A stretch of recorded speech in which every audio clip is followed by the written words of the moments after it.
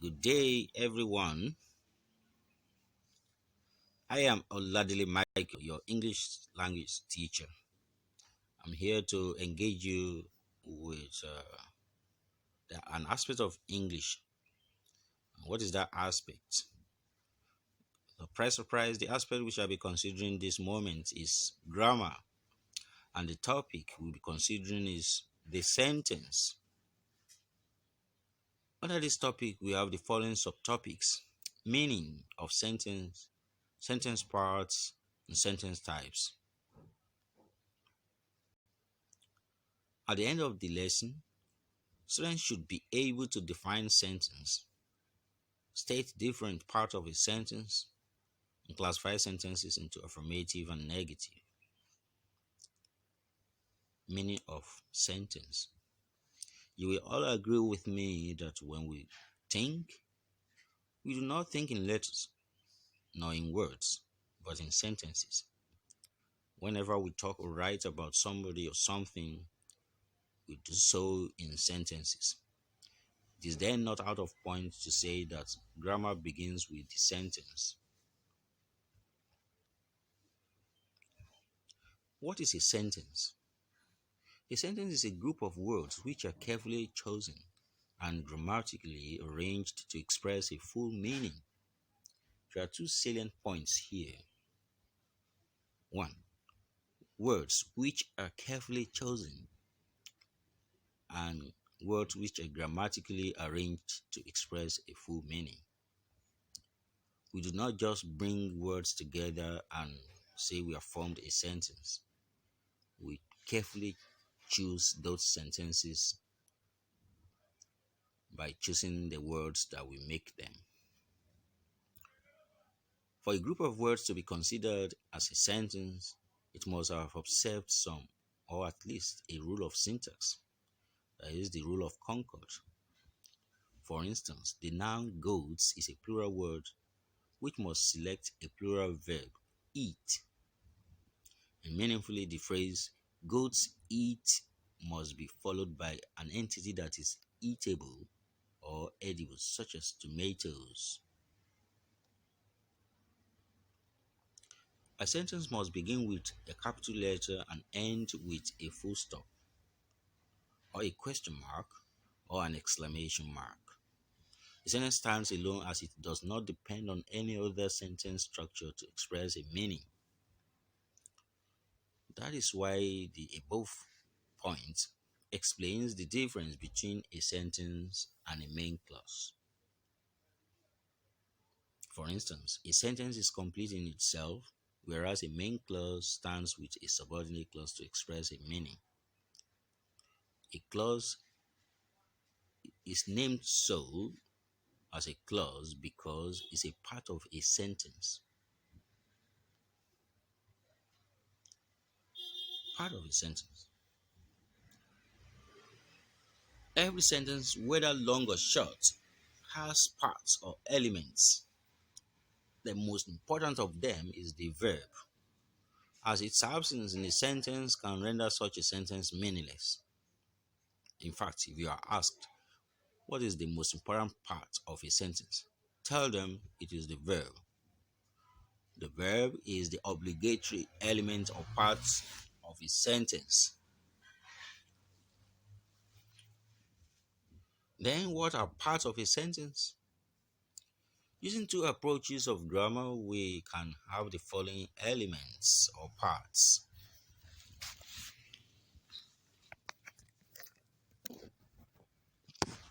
The approaches are the traditional grammar approach and the structural grammar approach. Under the traditional grammar approach, a sentence is divided into two: the subject and the predicate. The subject being the doer of the action in a sentence, and the predicate being the action performed by the subject and every other part of that sentence. So the structural grammar approach divides sentence into the following parts: the subject, the same thing as the traditional grammar approach, the verb, the object, the complement, and the adjunct. So let's examine these parts of a sentence. One, the subject. The subject is the person or the doer or the performer of an action in a sentence. For instance, the farmer felled down the Iroko tree. The farmer is the performer of the action in this sentence. Two, the predicate or the verb. This is what is done in a sentence or the action performed in a sentence. The farmer felled down the Iroko tree. Fell down is the predicate or verb. Three, the object. This refers to the receiver of the action of the subject in a sentence. The farmer fell down the Iroko tree. The Iroko tree is the object. The complement, surprise, surprise. You don't have this part in the traditional grammar approach. But what is a complement? A complement is that part of a sentence that completes or says or means the same thing as another part in a sentence. Take for instance, my brother is a lawyer. A lawyer and my brother in this sentence are the same thing. We are referring to one person. So a lawyer completes my brother. The last but not the least, the adjunct.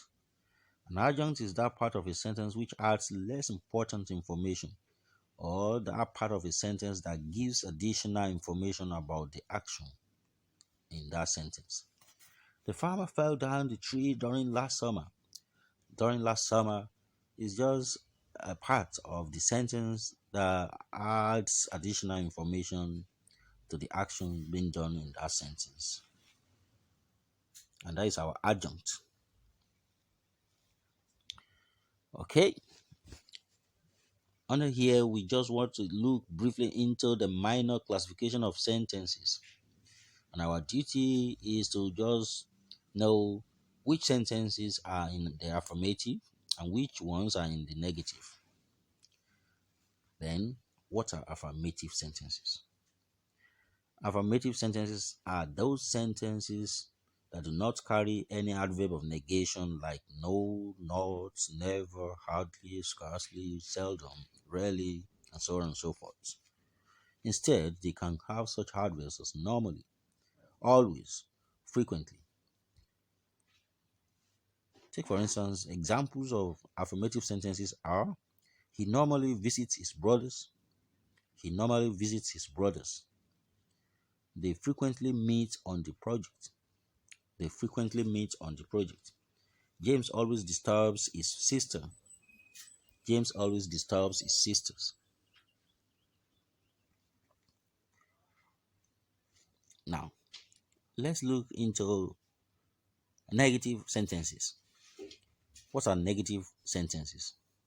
Negative sentences are sentences that maintain a negative standpoint with the use of the adverbs of negation. Examples of negative sentences are he hasn't read his books for 5 days. He hasn't read his books for 5 days. He never opens his Bible when he wakes. He never opens his Bible when he wakes. We don't trust any one of them. We don't trust any one of them. Haven't we won them before? Haven't we won them before? Here comes the end of today's activities. Oh, let me remind us that the word sentences means what one thinks. I told us that it can also be called utterance, an utterance. So what one thinks is carried out in two ways, spoken or written. And because we do not just speak or write, we need to choose our words carefully and organize them grammatically. That is when we have made a meaningful sentence. And that is when we can say our utterance makes meaning. So the sentence, as we've said, could be in affirmative, or in negative form. When a sentence is in affirmative form, it will not carry any adverb of negation. Whereas when a sentence is in a negative form, it will carry at least it will carry an adverb of negation.